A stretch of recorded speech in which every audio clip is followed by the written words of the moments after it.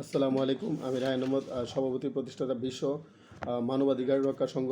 আজকে আপনাদের সামনে আলোচনা করব ইসলামী মনোবিজ্ঞান বা ইসলামিক সাইকোলজি। আপনাদের সামনে ইসলামী মনোবিজ্ঞান ও ইসলামী সাইকোলজি নিয়ে আলোচনা করব। লিখেছেন মাওলানা মোহাম্মদ হেমায়েতুদ্দিন। এই গ্রন্থটি পাঠ করার ফলে একজন মুসলমান বা সারা বিশ্বের সকল মানুষের যে মনস্তত্ত্ব, হিউম্যান সাইকোলজি, এগুলো নিয়ে আপনারা অধ্যয়ন করতে পারবেন। এই গ্রন্থটি পাঠের ফলে আপনারা মনোবিজ্ঞান বা সাইকোলজি এই সম্পর্কে আরও গভীর জ্ঞান পাবেন।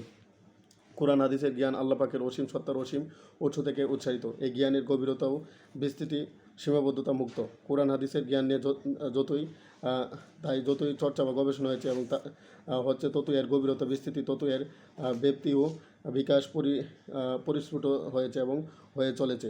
এই জ্ঞানের বিশ্বই শেষ হবে না কোনো দিন। অতীতে কোরআন হাদিসের ইলম জ্ঞান থেকে গবেষণা করে জ্ঞান বিজ্ঞানের বহু শাখা প্রশাখা উদ্ভাবন করা হয়েছে। চরিত্র বিজ্ঞান, সমাজবিজ্ঞান, ভূগোল বিজ্ঞান, অর্থ বিজ্ঞান প্রভৃতি তার সাক্ষ্য। হজরত মোহাম্মদ সাল্লাল্লাহু আলাইহি সাল্লাম, হজরত আদম আলাইহিস সালাম, হজরত ঈসা আলাইহিস সালাম, হজরত মুসা আলাইহিস সালাম, হজরত ইব্রাহিম আলাইহিস সালাম, হজরত নূহ আলাইহিস সালাম, হজরত হুদ আলাইহিস সালাম, হজরত লূত আলাইহিস সালাম, হজরত সালেহ আলাইহিস সালাম,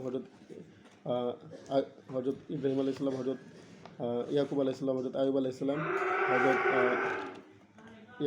ইসমাইল আলাইহিসসালাম, হজরত ইসাক আলাইহিসসালাম, হজরত আইয়ুব আলাইহিসসালাম, হজরত শুআয়ব আলাইহিসসালাম, হজরত জাকারিয়া আলাইহিসসালাম, হজরত ইয়াহইয়া আলাইহিসসালাম, হজরত ইদ্রিস আলাইহিসসালাম, হজরত হারুন আলাইহিসসালাম, হজরত উজাইর আলাইহিসসালাম, হজরত দাউদ আলাইহিসসালাম, হজরত সুলাইমান আলাইহিসসালাম, হজরত ইয়াসা আলাইহিসসালাম, হজরত ইদ্রিস আলাইহিসসালাম, হজরত জুলকিফল আলাইহিসসালাম, হজরত শীস আলাইহিসসালামের পদাঙ্ক অনুসরণ করে বিশ্বের সকল জীব, প্রাণী ও মানুষের মুক্তির জন্য কাজ চালিয়ে যাচ্ছি।